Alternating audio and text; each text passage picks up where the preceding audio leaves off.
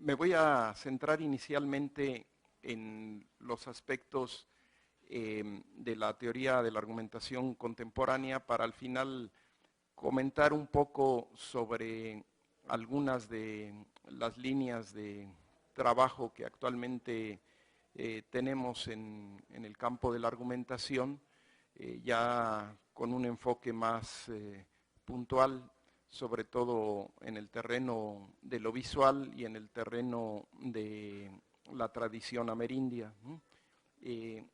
Con respecto a la historia de la argumentación y la teoría de la argumentación contemporánea, creo que algo que es muy importante de conocer y de reconocer es que es un movimiento, la teoría de la argumentación contemporánea, relativamente reciente, o sea, que surge al terminar la Segunda Guerra Mundial y surge en ese momento por razones de carácter no solamente filosófico, sino histórico, ¿no? O sea, es una reacción difusa, ¿no? En el sentido de que aparece en distintos lugares del planeta frente a lo que significó el riesgo de desaparición de la humanidad con la Segunda Guerra Mundial y con la bomba atómica y el totalitarismo extremo, ¿no? Durante el periodo de la primera mitad del siglo XX.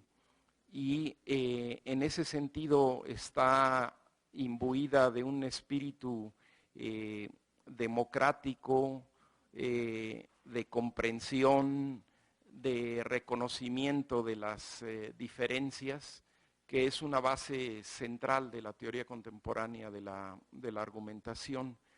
Y también esa teoría surge como pasa por lo general en un movimiento de mediano, de largo plazo, ¿sí?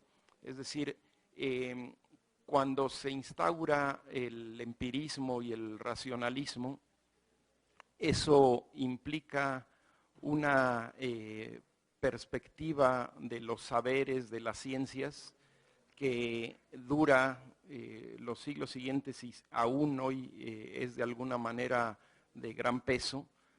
Y frente a esa perspectiva que obturó el desarrollo de la argumentación, que tiene una tradición de 26 siglos, ¿no? Es un renacimiento en ese mediano plazo, o sea, son varios siglos donde en gran parte de Europa, en Estados Unidos, desaparece prácticamente la argumentación de la escena. Por todo lo que implica en la filosofía y en la forma de pensamiento el empirismo y el cartesianismo, ¿no? Entonces es también una reacción multisecular la aparición de la teoría de la argumentación en este ámbito de la historia de las ideas. Y cuando surge esta respuesta contemporánea de la teoría de la argumentación como tratando de plantear una perspectiva de la razón frente a la perspectiva de lo que algunos han llamado el asalto a la razón de la primera mitad del siglo XX, ¿no? Decía que surge de manera difusa. Entonces, uno de los autores iniciales de la teoría de la argumentación es Arnenés, ¿no? Arnenés publica tempranamente un trabajo sobre la precisión, y este trabajo sobre la precisión trata de dar cuenta de cómo necesitamos aclarar las cosas en contexto para poder dilucidar sobre las decisiones a tomar y sobre lo que consideramos correcto en un momento dado, ¿no? En un ejemplo muy sencillo, ¿no? Que es el ejemplo que él toma desde entonces, ¿no? Si nosotros tenemos que decidir sobre tomar un tren a las 2, puede haber un malentendido, ¿no? Porque vamos a tomar el tren a las 2 de la tarde o a las 2 de la mañana, ¿no? Y entonces, en la medida en que se precisan los contextos de la interpretación, se puede tener claridad y resolver los malentendidos. También Arnenez trata de clarificar los procesos formales de la discusión, o sea que es uno de los primeros que empieza a pensar contemporáneamente en cómo se desarrolla una discusión de carácter, él dice de carácter razonable, ¿sí? Y es interesante este punto de partida porque la teoría de la argumentación contemporánea no es una repetición de la teoría de la argumentación desde 26 siglos atrás, ni es una repetición de Aristóteles, sino que punto por punto va introduciendo nuevas perspectivas. O sea, no solamente retoma, que claro que hay mucho que aprender y conocer en esa historia de tan prolongada historia, ¿no? De tantos años de desarrollo, pero se pone un énfasis distinto y entonces el punto de vista de Ness es sobre lo razonable, no sobre lo racional, ¿sí? O sea, hay un quiebre con respecto a un punto de vista previo y también con respecto al racionalismo cartesiano, ¿no? Y es interesante esto porque muchas veces algunas corrientes del pensamiento contemporáneo en la filosofía analítica, en la lógica, como que a veces nunca acaban de ver los quiebres que implicó y todo lo que está detrás de ese quiebre de distanciamiento o de complementación de los puntos de vista estrictamente lógicos, ¿no? Y ya desde ese primer momento se hacía ver que la lógica llevaba a un punto de vista que había causado de maneras sutiles y múltiples toda la construcción que había llevado a las guerras mundiales, ¿no? Y entonces se preguntaba a Arnenez cómo podemos entendernos, ¿sí? Cómo podemos resolver un malentendido y cómo podemos llevar a cabo una discusión de manera organizada. Incluso es totalmente formal su enfoque, ¿no? Su enfoque acaba en algo que es computarizable incluso, ¿no? Porque va viendo las secuencias de la discusión de manera que es susceptible de extrema formalización, pero el trasfondo es esa razonabilidad. ¿Cómo puedo hacerme entender y hacer entender al otro con respecto al punto de vista que tengo, ¿no? Y otro autor originario que también como Arnenez es poco conocido, porque son más conocidos Caín Perelman o Stephen Toulmin, que son posteriores, ¿no? Es un autor de habla inglesa que es Crosskey Williams, ¿no? Que trabaja también sobre el malentendido, un poco, podríamos decir, bajo un horizonte similar al de Wittgenstein, ¿no? Tratando de mostrar cómo el contexto es fundamental para la resolución de cualquier problema de malentendido, ¿no? Y esa va a ser otra característica de la teoría de la argumentación contemporánea, y es que se busca en general en la teoría de la argumentación contemporánea reconocer los contextos. Es algo que se va dando a saltos en distintas perspectivas teóricas, pero en la mayoría de ellos, a diferencia de la lógica pura, siempre el contexto va a intervenir, ¿no? Mientras que, bueno, en un sistema lógico, una vez determinadas las reglas, siempre sucede de esa manera. Claro, las lógicas se han diversificado en un grado extremo, ¿no? Hasta el grado que hoy es difícil que alguien conozca todas las perspectivas lógicas y en algunas de ellas, bueno, intervienen aspectos más amplios que las lógicas más restringidas originarias, ¿no? Pero aquí de entrada en la argumentación hay una vocación en la teoría de la argumentación de reconocer y conocer el contexto para dilucidar, en el caso de Crosskey Williams, para dilucidar un malentendido. Y a él le interesaba en el contexto de manera particular los propósitos, porque él decía, ok, yo pretendo algo, pero eso que pretendo, con base en qué propósito lo pretendo, ¿no? Y decía, bueno, pues si yo quiero ser exacto y quiero hacer una mesa, pues si quiero hacer una mesa, es prudente saber si es de 1 metro por medio metro, ¿no? Y con eso es suficiente para decirle al carpintero, oye, me haces una mesa de 1 metro por medio metro, ¿no?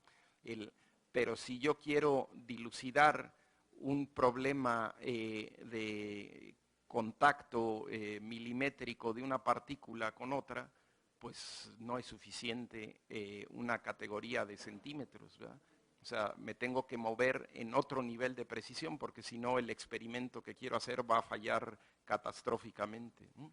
Y a la inversa, si yo quiero hacer una medición en la distancia de la Tierra al Sol, pues la apertura, los metros son irrelevantes, ¿verdad? Porque no hay manera de medir una distancia de ese carácter con precisión de metros, puesto que hay una masa fluctuante del Sol, llamaradas solares, etcétera. Entonces la cuestión de los metros resulta irrelevante, no tiene nada que ver con la precisión, una magnitud de metros. Entonces, según el propósito y el contexto que se tiene, es que se marca la corrección, la adecuación de lo planteado, ¿no?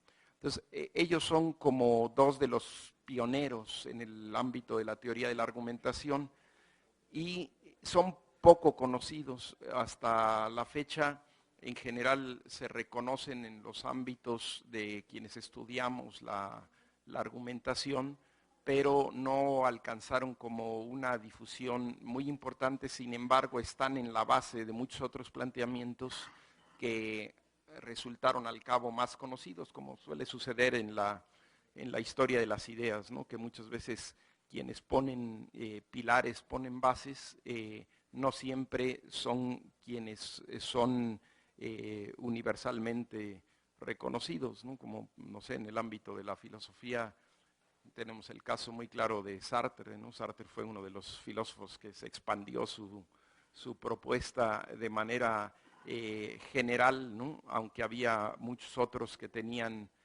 quizás alcances mayores porque supo estar como de la manera adecuada en el lugar indicado y entonces su impacto fue, no que no es importante, claro que es importante, pero su impacto fue enorme, ¿no?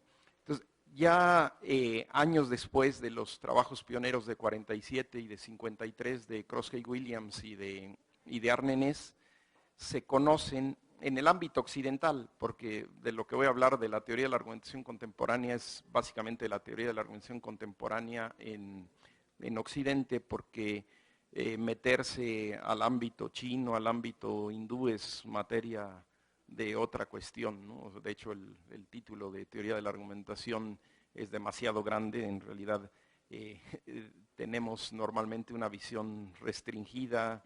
El problema del peso colonial y eurocéntrico en nosotros es gigantesco, ¿no? Pero meterse más allá de esto, que es de por sí enormemente complicado, sería una barbaridad, un imposible, ¿no? Entonces, en este ámbito occidental, o mal llamado occidental, ¿verdad? Esta perspectiva cuaja de una manera mucho más conocida en un ámbito más amplio en 1958, o sea, como que ese año se da el quiebre, tanto por Stephen Toulmin en la tradición de habla inglesa, como por Caín Perelman y Lucy Olbrecht-Stiteka, ¿no? Que hacen un texto conjunto que se llama La Nueva Retórica, ¿no? Originalmente en francés, ¿no? Y me decía Pedro que incluso la Nueva Retórica la revisaron en algunos casos, ¿no? Entonces no me extendería mucho tal vez en eso para, ya si la conocen, bueno, hay ahí un punto de partida. El trabajo de Perelman, que está ligado también a otros varios artículos, a otro texto que se llama El Imperio Retórico, etcétera, pero el fundante es La Nueva Retórica, es un tratado, ¿no? de la argumentación. En realidad no es un libro que uno utilizaría para dar un curso, por ejemplo, ¿no? Es una especie de enciclopedia, ¿no? Un tratado, como dice su nombre, para referirse a él y resolver ciertas cosas o ver determinadas orientaciones de las técnicas para producir la adhesión en un auditorio. Y esa es la característica de Perelman, ¿no? O sea, introduce en esta nueva teoría de la argumentación, en esta teoría de la argumentación contemporánea, el punto de vista retórico, ¿no? Frente a el punto de vista previo de Ness y Crosskey-Williams, ¿no? Y en ese sentido él habla de los distintos tipos de auditorio, trata de precisar cómo observa él la manera de acercarse a esos distintos tipos de auditorio, ¿no? La búsqueda del consenso más amplio de un auditorio, entre paréntesis, universal, ¿no? Entre comillas, universal, y cómo resolver las diferencias partiendo del punto de vista filosóficamente muy interesante, que en realidad no es de él, en realidad él lo adapta al ámbito de la argumentación, pero es su maestro el que lo induce en esos terrenos, ¿no? Partiendo del punto de vista de que si algo se discute, tiene que haber un suelo común mínimo, ¿sí? Porque si no hay un mínimo suelo común, entonces pues no hay discusión, ¿verdad? Nos liamos a golpes, ¿no? Entonces siempre que hay algo en disputa, al menos hay un punto donde anclarse, en donde hay comunidad, ¿no? Y parte de una experiencia de la tradición en el que él viene, de tratar de reconocer los diferendos y ver cómo salir de las discusiones, sobre todo cuando hay una incompatibilidad extrema, ¿no? Y eso es quizá lo que hace muy interesante la perspectiva de las técnicas de adhesión que recupera Perelman junto a su visión de que siempre se habla en el aspecto retórico para un auditorio, ¿no? ¿Sí? Y cuáles son las características de ese auditorio. Entonces, él reconoce como su punto de partida, él lo dice en algún texto, no recuerdo en cuál, él habla de que la verdad no es manifiesta, dice él, si no recuerdo mal, si no parafraseo mal el original francés, parece que así dice él, no, la verdad no es manifiesta, en el sentido de que cuando empezamos una discusión no está establecida la verdad, a diferencia de un sistema lógico, ¿no? En un sistema lógico de antemano tenemos formulados los valores de verdad, ¿no? Y aquí no, dice, aquí la verdad no es manifiesta, sino que se descubre en el proceso de la discusión, en el proceso de la exposición.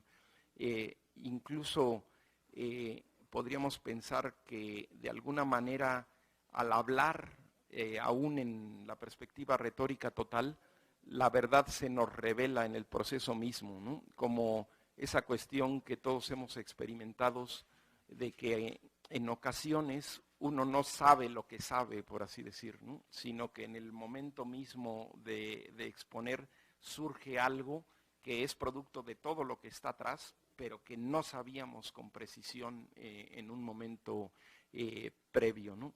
Y cuanti más, dice Perelman, cuando se está entre dos o más individuos o más grupos, porque la confrontación y el reconocimiento de los puntos de vista del otro hacen que surja una verdad que no estaba antes ni en mí ni en el otro, ¿no? Entonces, los puntos de vista de partida son muy diferentes a los de la tradición, tanto argumentativa, de multisecular grecolatina y medieval, como diferente a los puntos de vista cartesianos y empiristas, ¿no? Y lógicamente entonces se va a tener un punto de vista muy diferente frente a la evidencia, ¿no? Que de hecho en el tratado de la argumentación de la nueva retórica se le dedica un parágrafo largo al problema de los hechos y al problema de la evidencia, cuando se clasifican los distintos modos de las técnicas de provocar la adhesión en un auditorio, ¿no? Que él divide en la que se refiere a los hechos, la que crea los hechos, ¿no? Con el modo de argumentar, etcétera, ¿no? Sus clasificaciones de los argumentos, ¿no? Entonces, Perelman aporta todo eso, ¿no? Una perspectiva de la verdad, una constitución de los tipos de auditorio desde la perspectiva teórica, una recopilación de técnicas de adhesión clasificadas de manera tripartita en su perspectiva, que después algún alemán va a tratar de reformular, un hombre que se llama Kim Pointer, retoma Perelman y trata de poner como otro sistema en lo que a él le parece, como buen alemán, un poco desordenado, y entonces trata de rearticular la propuesta de las técnicas de adhesión perelmaniana, pero que más allá de estar de acuerdo o no con Kim Pointer, indudablemente fueron el primer trabajo contemporáneo profundo, sistemático y amplio sobre esas técnicas de adhesión que prácticamente se habían perdido, ¿no? O sea, varios siglos en algunos casos, según el país europeo donde se estuviera, donde se habían perdido. Curiosamente, en América Latina y en México no estaba tan perdido el asunto, porque como nosotros veníamos de la tradición lusohispana, ¿no? Los españoles trajeron, ¿no?, la perspectiva de la argumentación católica, y tenemos como nuestra propia historia en estos aspectos, ¿no? Desde allá, desde Alonso de la Veracruz y otras, ¿no? Y en nuestros programas de educación hay como otras corrientes, ¿no? Todavía a mediados, fines del siglo XIX, se reintrodujeron aspectos de la argumentación silogística con el positivismo, y en las tradiciones católicas de las escuelas no públicas había también determinados aspectos ligados a estas cuestiones, o sea que nuestra historia no es exactamente igual a la del pensamiento europeo, estadounidense o canadiense, ¿no? Pero en general pues sí hubo una ruptura muy grande, una desacreditación muy grande, sobre todo de la perspectiva retórica, pero también un desconocimiento muy grande de la perspectiva dialéctica en los siglos previos, digamos, a la segunda posguerra mundial, ¿no? Entonces, ese es parte del trabajo de Perelman, y en el caso de su contemporáneo Stephen Toulmin, en la tradición de habla inglesa, y aquí es importante esta cosa de las tradiciones, porque nosotros en América Latina tenemos cierta tendencia a la fusión, ¿no? Como la huella del eurocentrismo y del colonialismo es aún hoy tan dura, ¿no? Muchas veces no tenemos un punto de vista propio de las cosas, porque pues ahora sí que nos cortaron la cabeza literalmente, ¿no? Y entonces retomamos de distintos aspectos y reunimos y tratamos de sintetizar, y ese es un aporte latinoamericano muy común en los ámbitos del conocimiento, pero eso que a nosotros nos es como natural, es parte de nuestra condición teórica y de la historia de nuestras ideas, en el ámbito estadounidense o europeo es insólito, ¿sí? O sea, todavía a la fecha yo estudié una maestría en Canadá y un estudio que no existe hoy en día, que es como un intermedio entre maestría y doctorado en Francia, ambos en argumentación, y prácticamente se arrancan la cabeza por ser de un país o de otro, hasta el grado del desconocimiento. O sea que si toman algo no reconocen la fuente de otro país, ¿no? Sobre todo en ciertas confrontaciones como la inglesa y la francesa, o la francesa y la alemana. O sea, la separación es drástica, ¿no? Esta cuestión de la civilización europea, yo siempre la pongo entre comillas porque la conocí demasiado cerca. Me parece que los salvajes latinoamericanos somos infinitamente más civilizados en muchísimos ámbitos filosóficos, políticos y de las ideas y de la práctica concreta, ¿no? El grado en que se han agarrado a sablazos en ese continente no es en balde, ¿no? También por eso tienen ciertas ideas progresivas y de la conciliación y de la paz tan fuertes, ¿no? y de la unidad. Entonces, eso se refleja en el ámbito argumentativo porque la separación de escuelas entre naciones es muy fuerte ahí, ¿no? Entonces, Stephen Toulmin viene muy de la tradición wittgensteiniana, él sí de manera reconocida. Crossway-Williams como que está en un cierto horizonte, pero Stephen Toulmin sí de manera consciente está en esta tradición del segundo Wittgenstein, ¿no? Y él plantea varias ideas muy importantes. Una, siempre se dice en el ámbito de la teoría de la argumentación y de las discusiones que él tiene una perspectiva dialéctica. Mi entender siempre ha sido que es más bien una mayéutica de la argumentación, más que una dialéctica. O sea, es como extraer la verdad a partir de un intercambio, ¿no? Y así concibe, ¿no? el proceso argumentativo. O sea, planteada una cierta dificultad o una cierta limitación del conocer sobre una pregunta y cómo responderla, entonces vamos extrayendo a través de interrogaciones lo que sigue en el proceso de dilucidación del punto de vista, ¿no?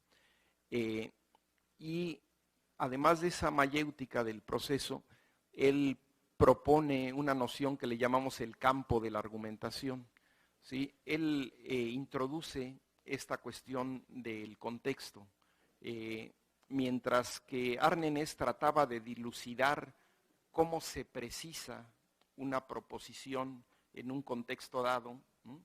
Y Crossway-Williams trataba de decidir cómo el propósito aclara el malentendido. Toulmin busca determinar cómo un campo de conocimiento, un campo de práctica, determina la validez de los argumentos. Es decir, que si bien hay ciertos aspectos de carácter formal que pueden ser lo que él llamaba campo invariantes, ¿no?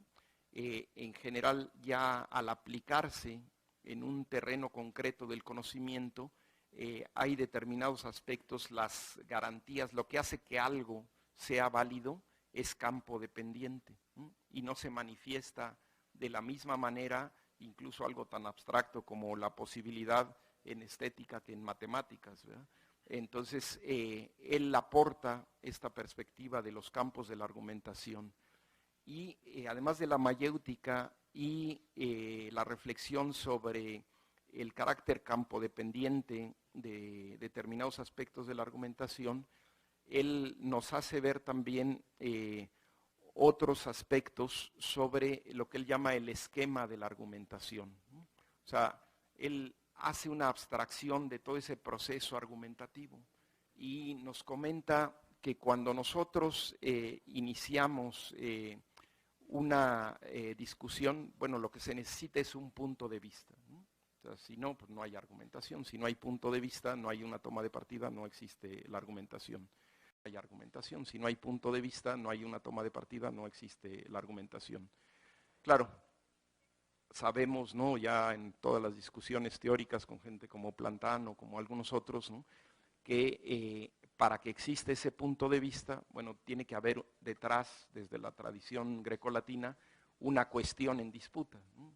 Y esa cuestión en disputa, cuando es argumentativa, es de un carácter muy peculiar, porque no toda pregunta es de carácter argumentativo, ¿no? Es de carácter argumentativo cuando podemos manifestarnos en pro o en contra, ¿sí? Podemos tener un punto de vista a favor o en contra. Cuando es una pregunta teológica de cierto tipo, no va a haber argumentación, ¿sí? Porque es el dogma el que responde, y cuando hay un dogma o hay una autoridad, la argumentación se elimina. Es otra de las maneras también de eliminar la argumentación. Una es agarrarse a trancazos y otra es imponer el punto de vista, ¿no? Entonces, cuando existe esa cuestión y puede ser respondida por cuestión epistemológica o por cuestión sociopolítica a favor o en contra, podemos estar ante un ámbito argumentativo. Y ya desde ese punto de vista también un aporte de la teoría tulminiana es cómo lo concibe. Es algo que yo me quiebro la cabeza de por qué sucede que se retoma tanto el tema de Tulmin, pero no el espíritu tulminiano, ¿no? En muchas cosas. Y una de esas es la palabra que él coloca en el original en inglés cuando habla del punto de vista de la argumentación. Y él habla del término claim, C-L-A-I-M en inglés. Y el término claim es un término que en su origen, y él lo dice específicamente en su texto más clásico que se llama Los usos de la argumentación, que ya está traducido, por cierto, al español recientemente. Antes estaba solamente en inglés, The Uses of Argument, ¿no? Que fue originalmente de la Cambridge University Press, ¿no? De la Universidad de Cambridge. En ese texto él ya dice que él tomó ese término de los conflictos mineros, ¿sí? Y claim es como cuando un minero reclama un territorio para fondo minero. Entonces es desde el origen y especificado por él una pretensión de ubicarse en un lugar dado. Y constantemente se traduce en una reducción lógica, ¿sí? Y entonces se habla de conclusión en los casos más extremos, ¿no? Cuando justamente la pretensión tulminiana es eso, es una pretensión, es huir de la noción de conclusión, ¿no? Y a veces se traduce por un término un poco más blando que le ponen muchos estudiosos en español, tesis, pero a mí el término tesis, sin ser tan fuerte como conclusión, todavía no refleja para mí lo que es ese espíritu tulminiano de la pretensión, porque claramente quería que el término pusiera de entrada en cuestión el punto de vista, o sea que no es algo firmemente establecido de una manera universal, sino es algo que está precisamente en disputa, ¿no? ¿Sí? Y al perder la palabra muchas veces se pierde demasiado, porque ya lo que acarrea perder la sutileza de esa palabra, cuando empieza a manipularse el término tesis, es mucho, ¿no? Entonces yo sigo conservando la noción de pretensión, ¿no? Que se me hace más débil y también más justa con respecto a la orientación de Tulmin, ¿no? Y creo que es válido interpretarlo así, porque yo incluso tuve la suerte, la oportunidad de todavía conocer a Tulmin y platicar con él alguna vez, ya el año anterior a que muriera, ¿no? Y creo que él se reivindicaba en esa perspectiva del segundo Wittgenstein y en esta apertura de su noción de la argumentación, y de hecho no estaba muy a gusto con muchos usos que se hicieron posteriormente de su orientación y de su trabajo, ¿no? Entonces, cuando tenemos ese punto de vista, dice Tulmin, nosotros nos enfrentamos a otros que no piensan de la misma manera o que no tienen el mismo conocimiento, la misma experiencia que yo tengo. Y entonces nos preguntan, bueno, ¿y ese punto de vista en qué lo fundas? Y ese fundamento, ese ground, le dice él en inglés, de la argumentación, es lo que para la tradición empirista o para la tradición cartesiana eran los hechos, ¿no? Las evidencias. Pero él dice, el asunto con la argumentación es que no todo es tan simple, ¿no? Porque el punto de vista, sin él no hay argumentación, pero para sostenerlo necesito yo datos duros, necesito evidencias, necesito hechos, ¿no? Y esos son de carácter real, de carácter fáctico, ¿no? Y para pasar de algo que yo conozco como es una evidencia o un hecho, ¿no? Que puede ser que la mesa tiene 1 metro por medio, que puede ser que el agua está formada de hidrógeno y oxígeno, cualquier elemento que es reconocido por los demás como algo incontrovertible hasta cierto grado, como decía aquel Wittgenstein sobre la certeza, uncertainty, ¿no? Donde decía, bueno, yo tengo que asumir ciertas cosas, ¿no? Que tengo manos y otras cuestiones, porque si no parte de ahí está en chino, ¿no? Pues, o sea, no puedo parar. Esas cosas donde no puedo parar y donde digo, bueno, mira, esto si no lo aceptas, pues realmente no discutimos, porque, o sea, más allá no puedo ir, ¿no? Esos son los elementos que son dato, que son evidencia, pero para pasar de eso que conozco a el punto de vista, que es algo que es desconocido para el otro o que es no compartido frente a lo compartido de ese fundamento, de ese dato, de esa evidencia, necesito alguna regla, ¿sí? Y esa regla, dice, es muy diferente al carácter del dato, de la evidencia, ¿sí? Esa regla es del orden de la ley, ¿sí? Es algo que está establecido. Y lo que dice él, bueno, esa regla, esa ley, está establecido para aquellos que comparten esa tradición, para aquellos que comparten el campo, ¿no? Y esa regla que está establecida, que no es la solidez del hecho, no es la solidez de la evidencia, pero es una ley dentro de la comunidad, dentro del campo, nos permite pasar de lo que es conocido a lo que es desconocido, de lo que es compartido a lo que está por compartirse, porque precisamente está en disputa, ¿no? Y esos serían como los elementos base de un esquema de la argumentación, ¿no? El dato, o ground, ¿no? Que es del carácter de los hechos, de la evidencia, la pretensión, que es algo que está en cuestión de antemano, de entrada, y algo que es de carácter de la regla, que es lo que le dicen en algunos casos ley de paso, él le llamaba en inglés warrant, ¿no? Como la garantía, en el sentido de que es aquello que se da para que ese punto de vista se sostenga, ¿sí? Y que es del orden de la ley. Y fíjense, el lenguaje de por qué yo sostengo la noción de pretensión tiene que ver con todo el esquema tulminiano, porque la palabra warrant está también ligada a este lenguaje minero, ¿no? De que, bueno, esa es la garantía legal que tú tienes para poder tener la pretensión de que ese fondo es tuyo y lo puedes explotar, ¿sí?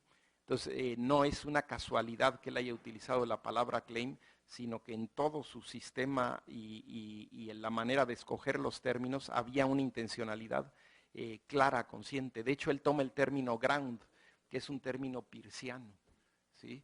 Es un término que era reconocido en Charles Sanders Peirce como elemento de su filosofía, y esa selección no es inocente tampoco en Toulmin, ¿no?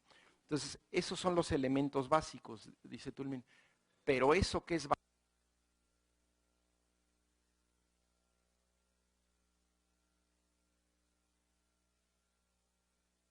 y yo puedo empezar a cuestionar si hay alguna base para sostener ese dato, ¿no? Eso en ciencia sucede, y sucede mucho más en los ámbitos ideológicos o políticos, ¿no? Pongamos por caso, ¿no? El presidente tiene tantos votos, ¿no? Pero, ¿qué pasó con los votos nulos? ¿Qué pasó con el recuento de los votos?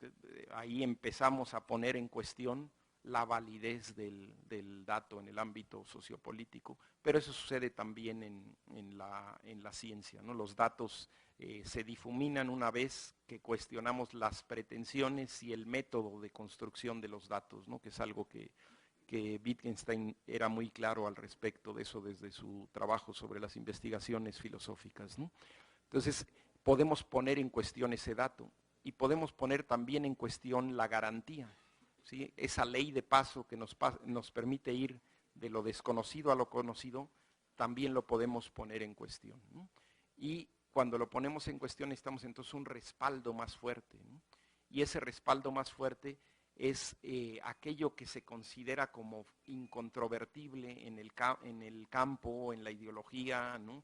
En la ley, ¿no? Por ejemplo, el fundamento último, el respaldo de una cuestión legal, pues sería la Constitución, ¿no? O sea, fuera de la Constitución ya lo único que queda es el derecho que la misma Constitución reconoce, por ejemplo, en el caso mexicano, en el artículo 39, a la revolución, ¿no? Si no, si nos mantenemos en un orden constitucional, pues la Constitución es el respaldo último, ¿no? Si nos mantenemos en un ámbito no dogmático, sino de discusión religiosa, bueno, si se es católico, el fundamento último, el respaldo último sería la Biblia entre los católicos, sería el Corán entre los musulmanes, ¿no? Esas cuestiones que tienen un carácter último dentro del ámbito, dentro del campo, son los que constituyen los respaldos cuando la garantía está en cuestión, ¿no? Y dice también, la pretensión no es algo puro, sino que la pretensión es afectada por modalizadores que limitan el alcance de la pretensión, porque muy rara vez en la vida, tanto en la ciencia más dura como en el ámbito estético o ético o político, decimos algo con toda la contundencia de una afirmación de negación absoluta o de totalidad absoluta, sino que modalizamos la pretensión, ¿no? Todo lo que conocemos en el ámbito de la lógica modal, ¿no? Y no es lo mismo decir el presidente es legítimo o el presidente es ilegítimo que decir probablemente el presidente es legítimo o probablemente el presidente es ilegítimo, ¿no? Entonces dice, esos modalizadores, o en algún momento les llama cualificadores, ¿no? Limitan el alcance de la pretensión y lo hacen de manera particular según el campo en el que estamos inscritos en la argumentación. Y por último dice, en ese esquema mínimo de la argumentación, pero que es extendible a todos los campos como una abstracción formal que nos permite funcionar, tenemos una cierta reserva en ocasiones, ¿sí? Son las condiciones de excepción, cuando la pretensión no funciona si se dan esas condiciones de excepción y que es fundamental en los procesos argumentativos, ¿no? Las cosas son de este modo, sí y solo sí, no hay esta condición de excepción, ¿no? Entonces, ese es su esquema básico, que es una de las aportaciones de la teoría contemporánea de la argumentación más cuestionadas y debatidas, pero a la vez más recurridas, ¿sí? Esos son como los prolegómenos de la teoría de la argumentación contemporánea. Después de eso hay varios hitos. ¿Cómo andamos en tiempo? Perdón. Para ver qué tanto me extiendo en otros aspectos, porque si no me voy a... 11:10. Ok, todavía nos da tiempo de exponer algunas otras cosas. Después de esos pilares fundamentales, empieza a haber propuestas de un carácter ya más puntual, ¿no? De las orientaciones. Creo que toda otra aportación se funda ya sobre esas primeras aportaciones contemporáneas, ¿no? Aunque hay originalidad muy profunda todavía en alguna de ellas, ¿no? Entonces, se manifiestan en el ámbito que nunca había tratado de una manera precisa la argumentación antigua, los enfoques lingüísticos, ¿sí? Y ahí en los enfoques lingüísticos hay básicamente tres perspectivas, ¿no? Una es la perspectiva de poner el esquema de Toulmin en términos de lenguaje, ¿no? Y entonces lo que se estudia es una opinión y cómo esa opinión se estructura en el lenguaje a partir del esquema de Toulmin para dar una justificación y una pretensión determinada, un argumento. Otro enfoque que existía muy poco en la tradición antigua es lo que se ha tomado distintos nombres, porque pues muchas teorías van evolucionando, ¿no? Y como es muy reciente, cuando empieza a haber mucha inercia, ya de siglos de tradición, como que mover algo ya está dificilísimo, ¿no? Tanto en las instituciones como en las disciplinas, ¿no? Pero como esta emergencia fue reciente, ¿no? Entonces todavía muchas teorías se mueven, se complejizan, se matizan, ¿no? Entonces, en esta escuela francesa, sobre todo de los fundadores son Ducrot y Anscombe, se conocía primero como la argumentación en la lengua, luego tomó otros nombres como teoría de los lugares comunes o en griego teoría de los topoi, ¿no?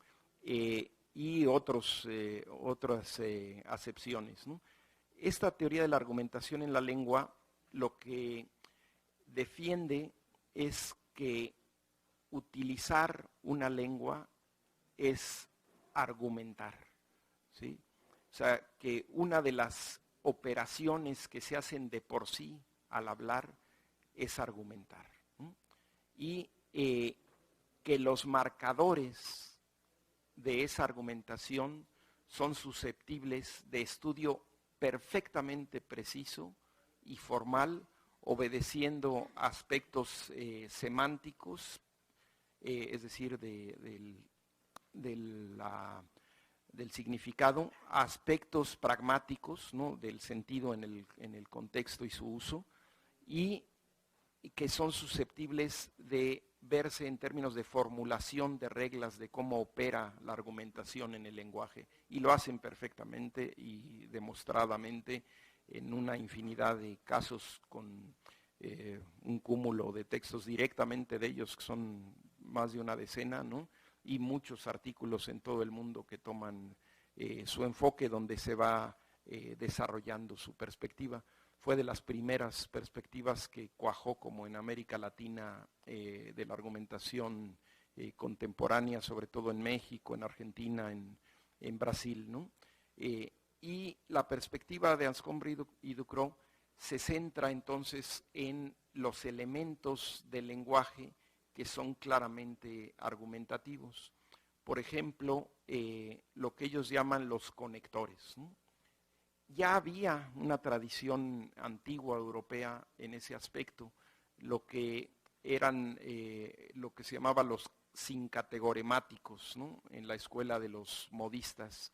Los modistas predominantemente de origen danés, ¿no?, los modistas daneses, habían trabajado estos aspectos de cómo determinados elementos de la lengua apuntan hacia determinado punto de vista, pero eran barruntos, ¿no?, de esta perspectiva, mientras que en Anscombe y Ducrot, sobre esos barruntos que sí los conocían, ¿no?, desarrollan toda una teoría sistemática y amplia para ver cómo se argumenta en la lengua, ¿no? Son célebres algunos trabajos, ¿no?, que incluso en español hubo quien llegó a imitar el trabajo acá en la UNAM sobre el pero en francés, ¿no?, que fue como el primer trabajo sistemático que hicieron ellos, ¿no?, de manera accesible y demostrada, ¿no? Y ahí vieron cómo, por decir el caso de cómo funciona el pero es entre otros valores, es un adversativo, ¿no?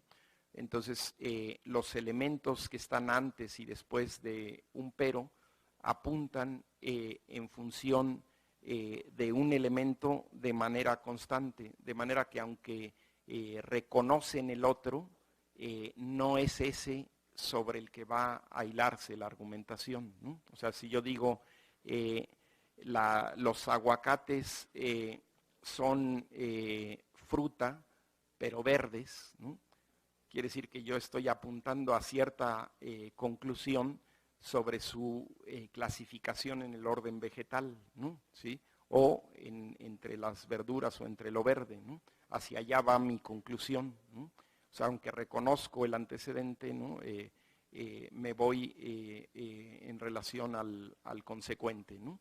Entonces, ese tipo de funcionamientos que son sistemáticos en cada lengua, o sea, cada lengua tiene sus funcionamientos, sus características, introducen un universo de investigación, ¿no? La argumentación en la lengua. También estudian lo que designan en algún momento de su formulación teórica las frases evaluativas, ¿no?, cómo determinados elementos, ¿no?, las escalas argumentativas le dicen, ¿no?, a cómo se ubican las frases evaluativas, también son elementos de la argumentación, porque si yo digo vamos al restaurante que está cerca, esa estar cerca es parte ya de una argumentación de por qué ir a ese restaurante, ¿no? Y si del lenguaje, que también se hace trabajo de argumentación con estas orientaciones que comentaba yo, bueno, sí se sigue viendo mucho sobre todo la perspectiva de Anscombe y Ducrot de la argumentación en la lengua, ¿no? Pero en los que son más lógicos o filosóficos. La escuela pragmadialéctica es definitivamente la hegemónica, ¿no? Está ligada a una pareja originaria que son Franz van Emeren y Rob Grotendorf. Rob Grotendorf murió hace unos 5 años, algo por el estilo, ¿no? Van Emeren todavía vive, ¿no? Pero sus discípulos son ahora sí que numerosísimos, ¿no? Tanto en Holanda como fuera de Holanda. Y sus aportes son esos, ¿no? Ligar de manera franca la argumentación al contexto de uso, ligarlo de manera orgánica a las ciencias del lenguaje en una perspectiva de los actos de habla, desde la orientación de Searle, y descubrir las fases de un proceso de discusión argumentativa. Ya hay algunas cosas más puntuales, pero esas serían las orientaciones teóricas que nos brindan, ¿no? Y esas son algunas de las orientaciones teóricas más relevantes, de mayor peso, ¿no? En la contemporaneidad. Y yo nada más quería acabar con una mención muy breve a otras cuestiones antes de darles la palabra y más ver bien por dónde puede estar sus intereses, sus inquietudes, ¿no? Sus dudas o sus confrontaciones, ¿no? Yo después de muchos años de estudiar la argumentación y de poner en práctica la enseñanza y todo, me he interesado por una perspectiva no eurocéntrica de la argumentación, en general de la filosofía, ¿no? Junto con un compañero que se llama Juan Manuel Contreras Colín, que hizo su doctorado en Alemania, estamos desarrollando un proyecto de larguísimo plazo sobre la historia mundial de las filosofías, pero vista en una perspectiva que nosotros llamamos transmoderna, ¿no? Ahorita estamos por terminar este año el volumen precisamente sobre filosofía amerindia, ¿no? Y dentro de ese interés, al ligarse con la argumentación, yo me he abocado mucho a los estudios de la argumentación en lenguas amerindias, ¿no? Y lo que va uno descubriendo es que en realidad toda la filosofía la podemos plantear desde un enfoque no eurocéntrico, ¿no? Y entonces estamos empeñados, incluso tenemos un centro de estudios de filosofía crítica, que una de sus líneas de indagación es el pensamiento indígena, ¿no? Y dentro de ese pensamiento indígena, bueno, nos damos cuenta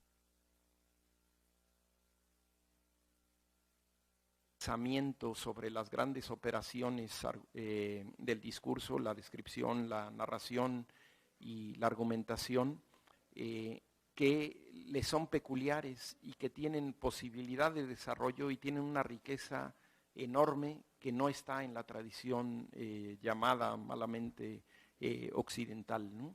Entonces, ahí, por ejemplo, en este texto que le enseñaba yo a Pedro, porque, bueno, yo trabajé como una síntesis de la historia de la argumentación y las perspectivas en el arte de argumentar. Trabajamos la orientación discursiva en argumentación y discurso, y trabajamos en este texto colectivo que está diseñado como para, un poco quizás más para universidad, pero también puede servir en preparatorias, un texto de introducción a la argumentación, que es producto de un coloquio que hubo en la Universidad de Guadalajara. Y en ese texto yo trabajé sobre la argumentación desde la perspectiva de Letos, ¿no?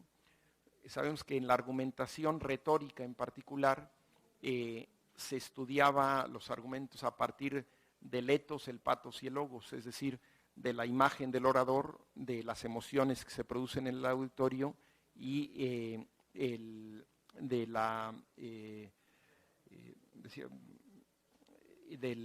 la parte lógica, ¿no? De los esquemas argumentativos de logos, ¿no?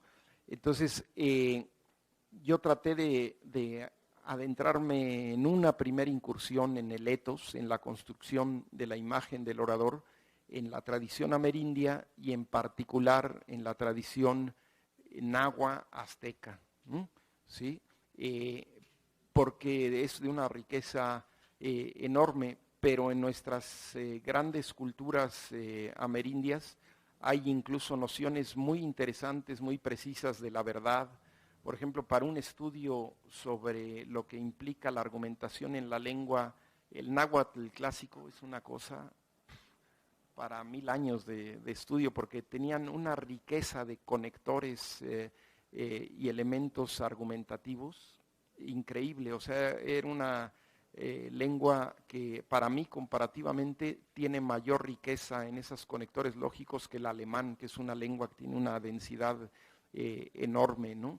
Entonces, hay mucho que estudiar en el ámbito amerindio, y me dedico también a algunos estudios de la argumentación visual, que es un campo como menos desarrollado, pero que cada vez hay más estudiosos que trabajamos la argumentación visual, que todavía no es una teoría consolidada, pero hay muchas orientaciones ya bastante firmes y formales, ¿no? Y a los estudios erísticos, ¿no? Es decir, que ahí el aporte más importante contemporáneo fue el de un lógico, ¿no? Un lógico durísimo, que me imagino que aquí la mayoría en preparatoria maneja la lógica, ¿no? Conocerán a un polaco que se llama Kotarbiński, ¿no? Bueno, Kotarbiński hizo un trabajo pionero sobre la erística, o sea que es bien chistoso porque por un lado esa parte ultra formal, dura de la tradición lógica, y por otra hace un trabajo fundante sobre la erística, ¿no? Y él estudia la erística desde la perspectiva de ver cuáles son los elementos que definen una discusión argumentativa basada en buscar la victoria sobre el otro, ¿no?